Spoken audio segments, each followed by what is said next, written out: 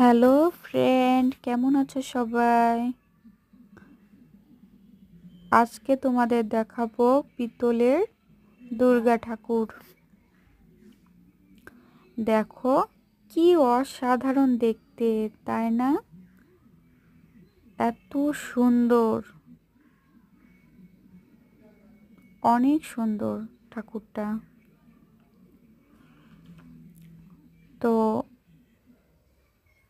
এখানে প্রথম দুর্গাপূজা হয়েছিল, সেটা করেছিল রাজা কংসনারায়ণ রায় বাহাদুর। প্রথম এখানেই দুর্গাপূজা শুরু হয়েছিল, দুর্গাপূজার সূচনা এখান থেকেই শুরু। 3 বার ভোগ লাগা। তো ভাবছি তোমাদেরকে দেখাই মন্দিরটা, পুরাটাই ভিডিও করছি, ঠাকুরটাকেও দেখালাম। কেমন লাগছে তোমাদের?